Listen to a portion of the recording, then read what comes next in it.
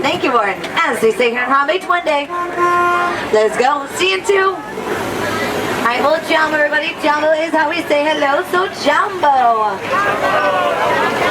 My name is Megan. I will be your game driver through today's What is Fire through the Hamby Wildlife Reserve. This reserve was established in 1971 to help protect the animals you're about to see here today. We will not see them all, but we do have pretty good luck. You also have that game spotting guide that is right above your heads. It's going to help you identify anything you see out there. But no matter how exciting it does get, folks, I am going to ask you all to please remain completely seated.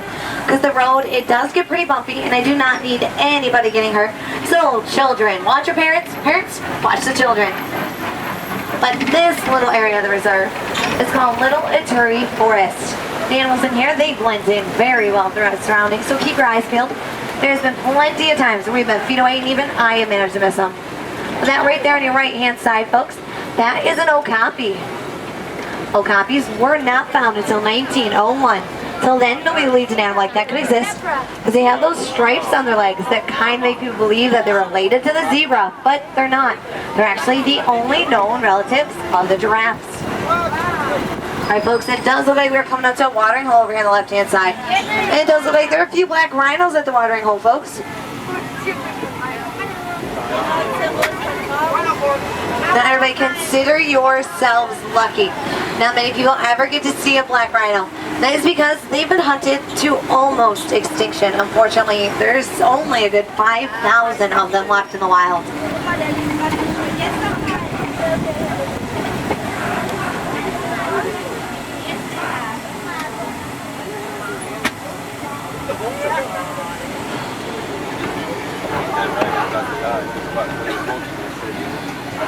You'll see that white bird in there with the yellow bill. That is known as a yellow-billed stork. Pretty easy name, huh?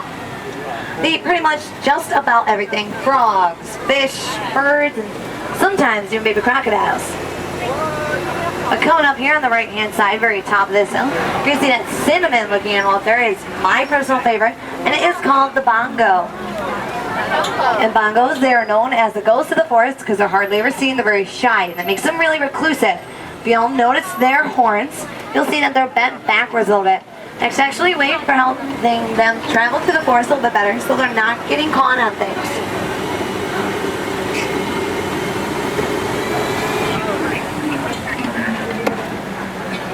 And over here on your left-hand side, see that black and white bird over there? That is known as a saddle-billed stork. They get their name because they have this little bit of yellow on his bill that kind of looks like a saddle. And I know he looks short from here, but when he wants to, he can actually stand a good 5 feet tall and has a wingspan that is a good 8 to 9 feet long. But folks, we are now exiting out of Little Ituri Forest, and we're off to an amazing start. But from here, we do have a little bit of a decision to make. We can either go to the very boring left side, or go very exciting right side. What sounds better? Right? Right. All right.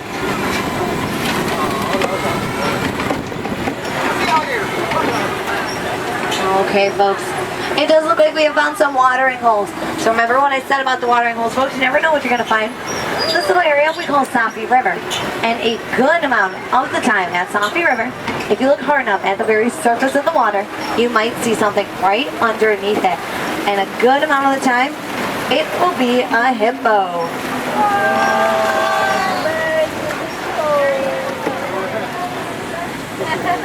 Does look like they're a little bit further ahead. We're just going to let this truck get up in front of us just a tiny bit more. But until then, if you look to your left-hand side, these white birds right here that are sitting on the logs, they are known as pink-back pelicans. They're actually very, very smart. That's because they will use teamwork to chase fish into shallow water so everybody can feed. But folks, here are the hippos.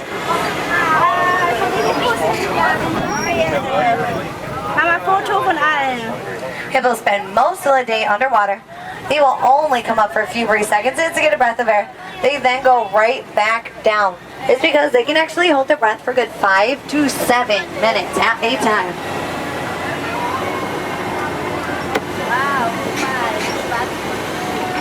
Alright folks, and the reason I say this side gets so exciting is because we always end up having to cross this moldy, rickety old bridge.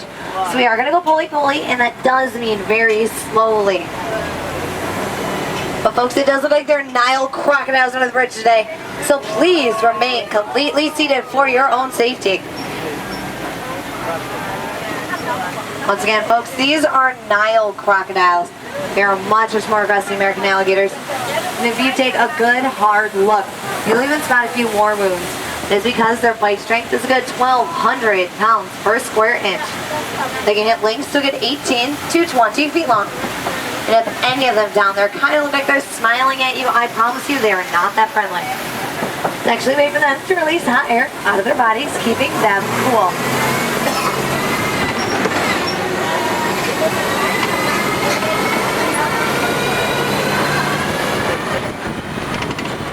Folks, this part of the forest, as you all can see, is very dense in vegetation. You're going to spot many different species of leaves around here. But coming up here on your right-hand side, you're going to see this giant tree that kind of looks like it's been tipped upside down. This right here is known as a baobab tree. The baobab trees, they can actually survive long periods of drought by storing water in their giant trunks, as well as going leafless a good 9 months out of the year.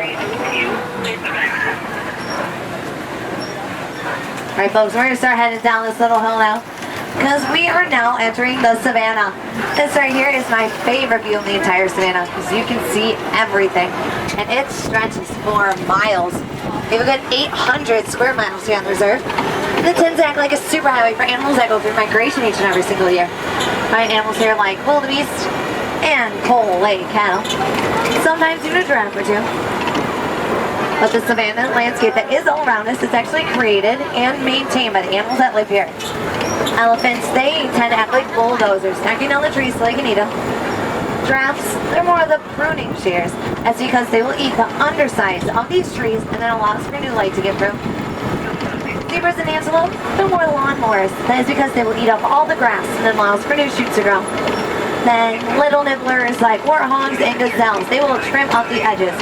On a balanced natural ecosystem like this one, there is enough food for everybody.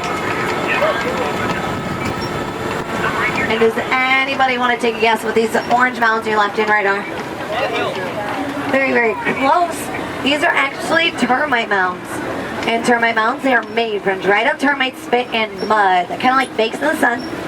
They end up becoming as hard as rock because animals like elephants like to use them as giant scratching posts. But once they wear down, small animals like the sable antelope, they will stand on top of them so they can look through the tall grass to make sure there isn't any predators hanging about.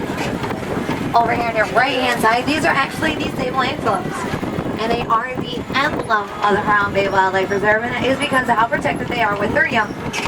Their young is that lighter tan one right there that has the little nubs on his head. Those horns completely grow out.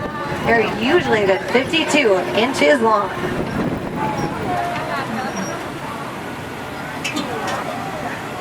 Alright folks, it does look like we have a few giraffes over there on the road. We have 2 species of giraffes here on the reserve. And the ones that look like they're having a parade down the middle of the road, those are Maasai giraffes.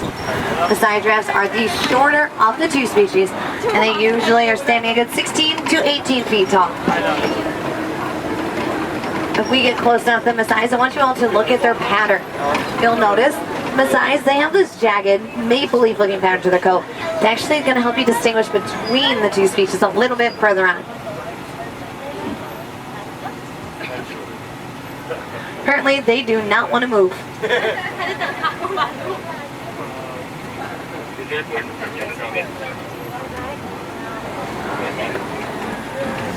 Oh, and also over here on your left-hand side, hiding in this little bush right here, it does look like we have a small herd of wildebeest. Wildebeest are also known as news due to the kind of sounds you can hear them making. They actually take part in one of the largest migrations across the savannah, holding a good 1.5 million wildebeest alone.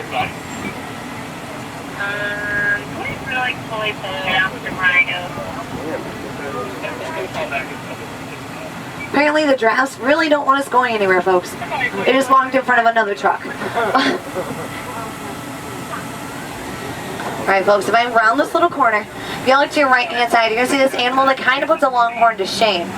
That is known as the Ankole cattle, or Watusi cattle. The horns are on top of their heads are actually completely hollow. Hot tomato days, they'll pump all their blood into the horns and cool out the rest of their body. But over here on the right hand side, this right here is a reticulated giraffe. The reticulated giraffes are the taller of the two species. They usually can stand a good 18 to 20 feet tall. And the reticulated giraffes actually get their name from the Latin word reticulata due to the more net-like patterns that are found on their coats.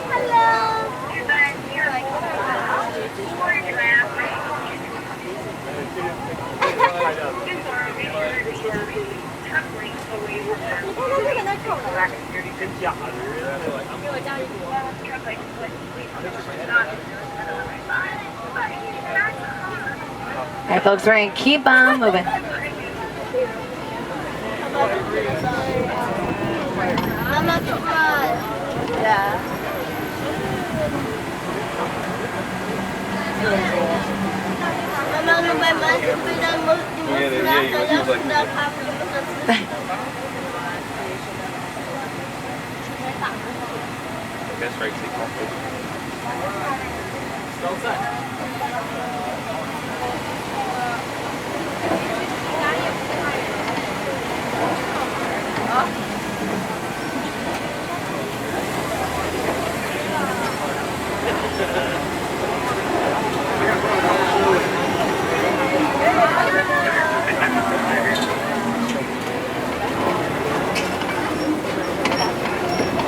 Here's a pretty good view of the Ankole Lake handle, folks. Those horns at the top of their head, they're actually usually a good 6 feet apart from tip to tip, as well as being 20 inches round at the very base of their horns. Folks, if we keep following this little road right here, we're going to end up running into what I like to call monkey points. That is because of all the mandrill monkeys I have seen in this general area, and they are usually going to be on your left-hand side. But the thing is, you're going to have to be an expert spotter to be able to see them, because they dart in and out of the trees really, really quick. Let's see.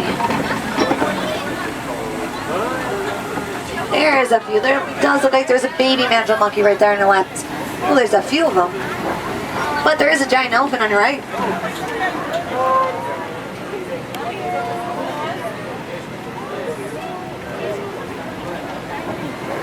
I'm going to move up just a little bit so you can see the monkeys, folks. There they are. Mandrill monkeys, they have very bright colorings to their face. And the brighter the coloring to their face, the more dominant they are. Hey folks, I hope you all do not mind, but I'm going to start messing with the radio just a tiny bit. Usually can pick up a hobby radio station around these parts. Let's see. There we go. Oh no. Alright folks, so it does look like that giant elephant back there might have caused us a little bit of problem.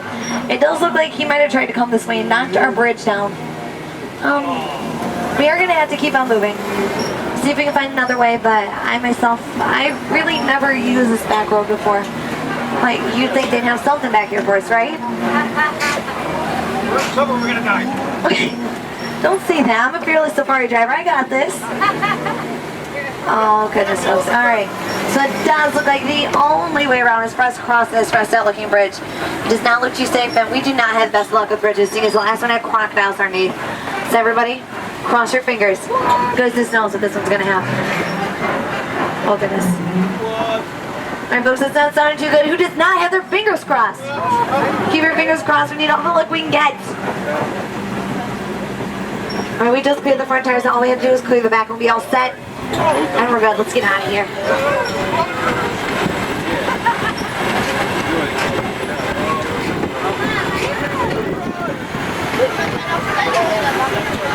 Folks, this right here is a really good sign though. Over here on your left, and also over here on your right, these are called red clay pits. As you can see, elephants actually dig their tusks in that clay to break it up because they will eat it. Because of any beneficial minerals they are knocking from their diet. There is some of the herd now, folks.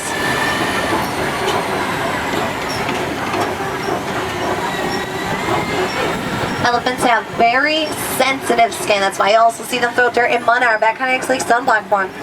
And the giant ears on the baby elephants, contrary to popular belief, do not help them fly. Actually act like giant fans, keep them cool during the hot summer days. Both male and female elephants have tusks. The babies, they usually will not start getting theirs until get 3 to 5 years into the lifespan. But if any of them loses a tusk, for whatever reason, it will not grow back. The male elephants, they can usually tip the scales at a good 12,000 pounds. Females, they're usually good 8. The females, they also go through one of the longest pregnancies, and it can last a good 22 months. She will then give birth to a 300-pound baby calf. And the scientists, they're actually studying the vocal patterns of elephants because they're hoping that they can understand them just a little bit better. We'll all be able to take better care of them in the long run. It is a pretty good view of Macaulay cattle, folks. Over there on your right.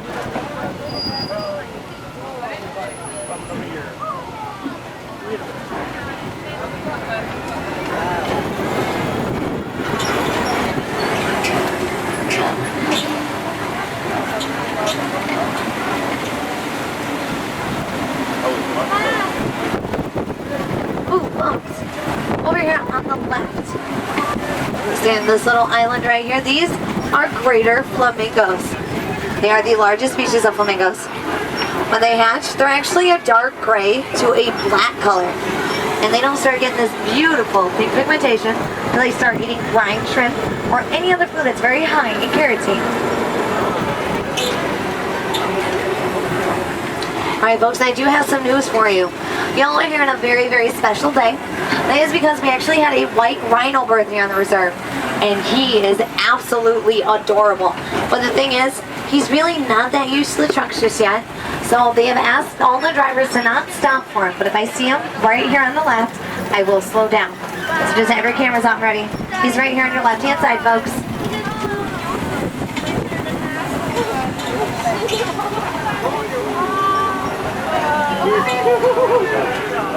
These right here are white rhinos. They are our greater success story over the past few years due to conservation efforts and anti-poaching laws. Their numbers have drastically increased. They were pretty close to extinction. The white rhinos actually got their name from a mistake.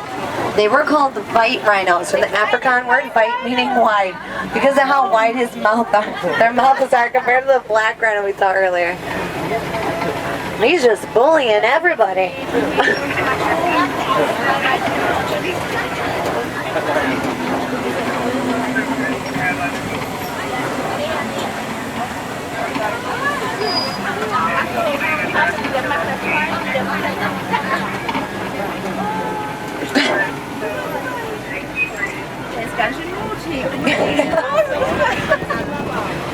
Oh, folks, over here on your left. Right next to that down tree limb, there is a cheetah up there, folks.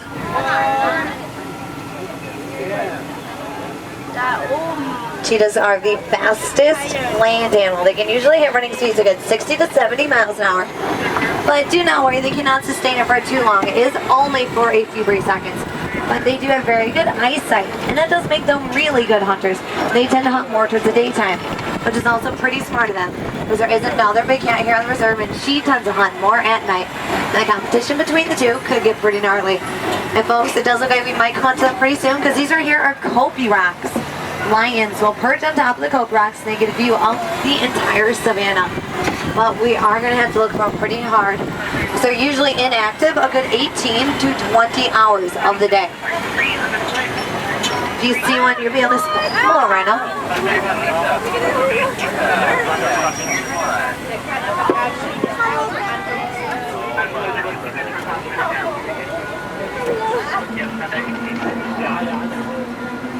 If y'all see a lion, you'll be able to spot the difference between the males and the females, because the males are the ones that have the long, beautiful mane. And the darker their mane, the older and more dominant they are. The male lions, they tend to stay back at the Kopi rocks, and they'll watch over the place and the cubs, while the females of the pride are the ones that go out and do most of the hunting.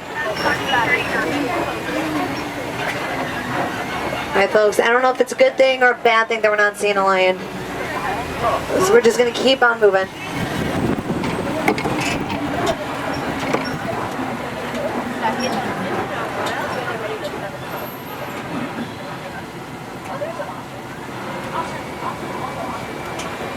Ooh, keep your eyes peeled over here on the left, folks. Do you see these burrows in the rocks right here?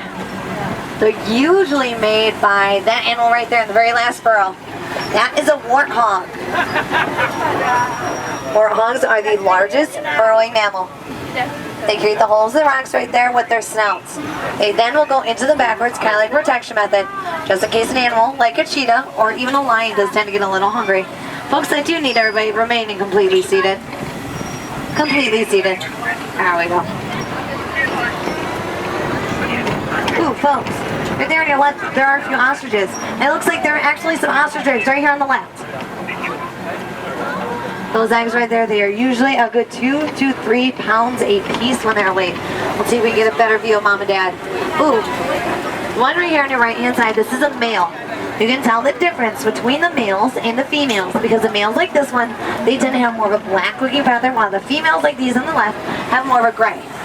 And ostriches, they are the largest flightless bird, but trust me when I say that does not mean much because they can hit running speeds of a good 40 miles an hour.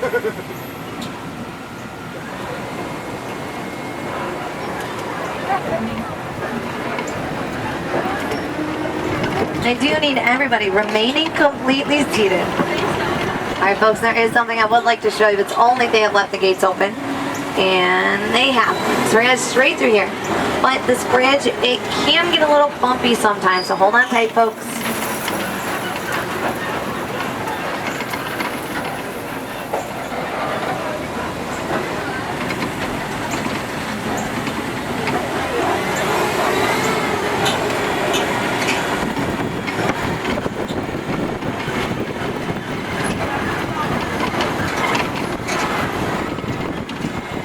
Here in Animal Kingdom, folks, we are all about conservation. That does mean helping animals flourish in their natural habitats or where they currently reside. But it also does mean trying to give land back to animals that was once taken away from. This right here is kind of like a reintroduction effort that we have going on here. There's there. Because a few months ago, this land, it was actually pretty destroyed. We're trying to get it up nice and looking pretty again because we have been keeping our eyes out on this migrating herd of zebras. We're hoping if we get this open just in time, they will migrate down this way. And I myself would love to have a zebra around these parts. What about you folks? I think it'd be pretty cool. So come visit us around the late fall when we think we'll have it open, and we may or may not have a zebra too. But folks, after that little sneak peek, I am going to start heading back to nearest Warren Close pretty soon. From there, it'll just be a hop, a skip, and a jump all the way back to Romney Village. When y'all get back, you might want to go and check out the Pangani Forest Trail. You can walk through it at your own speed and actually find animals there you cannot find here, like Calamus monkeys, meerkats, and sometimes when you're lucky, a mother and her babies, silverback gorilla. But if that doesn't sound too interesting, or if you managed to already do it, head over to Asia. They do have Mount Everest, they do have Cali River rabbits, but they also have the Maharaja Jungle Trail. We have fine animals over there like bats, Komodo dragons, and tigers. But once again, folks, my name is, and forever will be Megan. Hope y'all enjoyed your time. I hope y'all got some nice pictures. But we are starting to come back to civilization. So start checking the net bags that are down at your feet. Make sure you have everything out of them. As well as check your pockets. You'd be amazed what falls out and how many people have me going on a shopping spree. Trust me, I really...